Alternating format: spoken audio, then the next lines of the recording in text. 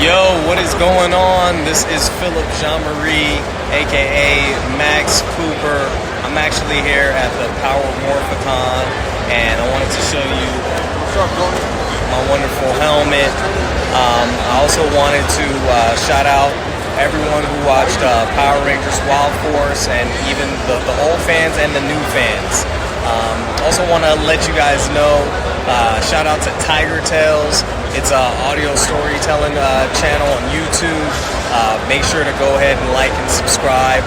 And also wanted to let you know, if you're going through some issues in life, remember 3 words: never give up.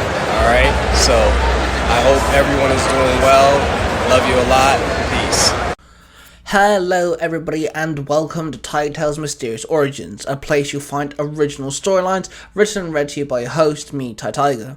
Today we're diving back into the King's Guard of Exoria. Where we left off, Ignis got himself stabbed by a lost dimensional creature and is now poisoned. Zia and Kara, feeling like they had to do something, go off to find Glavina because she's the only one with the ingredients to make an antidote. That being said, let's dive in. The King's Guard of Exoria. Chapter 3. Glavina, the hidden witch of the dark veiled forest. Zia and Kara galloped through the fields. The grey clouds promised rain. They slowed down by a stream and climbed off their horses. They pulled the reins and led the horses to running water and allowed the horses to have a drink. "We are doing well, my love," Kara told Zia. "We are. That is what worries me," Zia replied. "I think you worry too much," Kara sighed. Zia knelt down and filled their flask with water, then suddenly a deep growl came from behind them. "I think I worry the right amount," Zia muttered. He jumped up, pulled out his sword, Kara pulled out her axe, and they both scanned their surroundings. Then suddenly they saw a humanoid hunched over lost creature running towards them. "Ready?" Kara asked. "Lead the way, my beloved." Zia nodded. Kara walked forward, the creature running towards her. The creature lunged at them. Kara sidestepped out of the way, holding her axe up, the creature diving into its blade. It got sliced. The hit made it fall to the ground. Zia raised his longsword up and swung down, killing the creature. "Quick and hard hitting. Are you trying to turn me on?" Kara teased. "If I was after sex, I would have strangled it," Zia chuckled. Kara chuckled as well as she put her axe back onto her back. They returned to the horses and jumped on the saddles, and they carried on trotting down the side of the stream. "How much further?" Zia asked. "Glavina will let us know when we can see her. That's if we can see her. She has hidden her path well by magic," Kara stated. Zia rolled his eyes. "Is there a problem?" Kara asked. "I find it strange. We are naturally born demon hunters. We are bred, born and raised in the sole purpose of slaying those from the lost dimension. Glavina left our life and entered the life of a witch," Zia explained. "Each to their own, my love," Kara said with a sigh. They trotted past a rather large tree, which suddenly the middle of the trunk opened up and became a doorway. "Glavina?" Zia asked. "I believe so," Kara replied. They once again got off their horses and tied their reins to the branches of the tree. They walked through the doorway in the tree and entered a dark, gloomy forest, a garden and a rather large hut in the centre, the entire area surrounded by a veil of darkness. A black-haired woman in a black hooded cloak stepped out of her hut, a large wooden staff in hand, and a clear crystal floated at the top, the wooden woven around the crystal. The woman walked towards Kara and Zia. "Hello, Glavina," Kara said to the witch. "Hello, Kara," Glavina muttered. The two women hugged, and Kara brushed Glavina's hair at her face. "It is nice to see you again, sister," Kara said. Then Glavina turned to Zia. "Hello, brother," Glavina said with a bow. "Sister," Zia replied. He bowed at her as well. "Why are you at my home?" Glavina asked. "Ignis has been poisoned by a lost creature. We need white mushrooms," Kara explained. "I see," Glavina muttered. The young girl bowed down and waved her hand over a patch of grass, whilst muttering a spell. There was a gleam of light in the mud, and suddenly white mushrooms sprouted from the ground. She then gripped them and yanked them out of the ground. She then stood and pulled a piece of the fabric. She placed the mushroom in the fabric and folded them in. She then handed the secured mushrooms to Kara. Thank you, Glavina. Kara cheered. She placed the mushrooms in her satchel. Now leave, Glavina barked. She turned around and walked away. If you ever need us, Kara started, but her voice trailed off. I am a witch.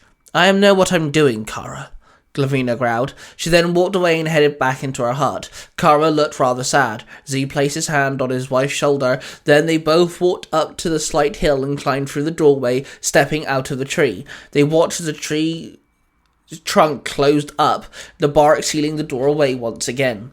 Kara did not speak until they got back to the kingdom. They rode into the kingdom, they left the horses at the stable, and they rushed into the castle and found themselves in the medical wing. They gave the white mushrooms to the doctor, and as quickly as possible the antidote was made and given to Ignis. Everyone stood in the throne room waiting. The princess paced the room. Sweetheart, please, sit down, the queen snapped. No, mother. He got injured because he was defending me, the princess snapped back. Please, my lady, I think she is just nervous, Pantrax told the queen. Kara sat on the bench cuddling Bay. Did you have a good day, son? Kara asked. Yes, I did. Pantrax let me sharpen the swords, Bay told her. Kara chuckled slightly as she laid her head on top of her son's head. Then the doctor burst through the door. Sorry for the sudden intrusion, my queen, but Ignis is awake, the doctor blurted. Everyone bolted into the room and found Ignis sat on the bed. Brother, you scared us, Pantrax called out. Hey guys, Ignis groaned. How are you feeling? Kara asked in a more motherly tone. Good. My head hurts, but I'm good, Ignis sighed. The next time you decide to get poisoned, please make it so we do not have to travel a whole day, Z chuckled. I'll make sure you have to take 2 days next time, shall I? Ignis grinned. Ignis was told that he could sleep in the medical wing of the castle, till his strength had returned. Everyone went home, Zio and Kara got some much-needed rest, and later that night the princess snuck into the medical wing and walked in to kiss Ignis.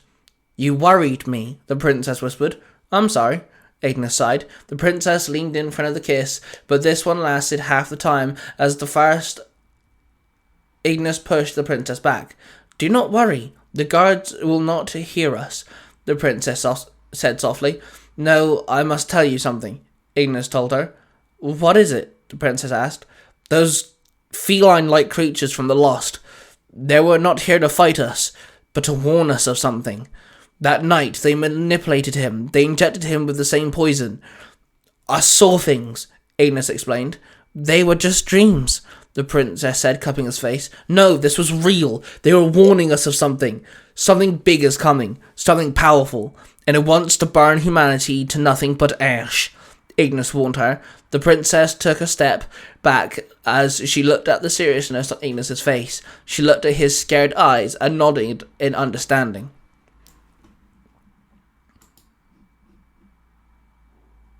Thank you everybody for listening to this video and checking out the stories. Of course, there are plenty more where that came from. I encourage you to check out the rest of this channel where you'll find more storylines for you to delve into. But there's even more than that. If you check out the description down below, you will find a whole array of different Tiger Tales channels.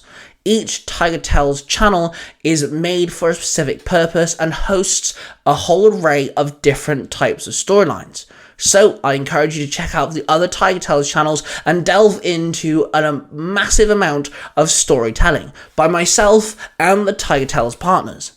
If you have enjoyed yourself today, then please subscribe to the channel as it does show your support. Now, of course, the whole reason why I'm doing this is because I'm passionate about story writing and storytelling. And, of course, you should dive into what you are passionate about as well. So, I shall end this video with Roll with Passion. That before we can... Don't touch my Pringles. Bye!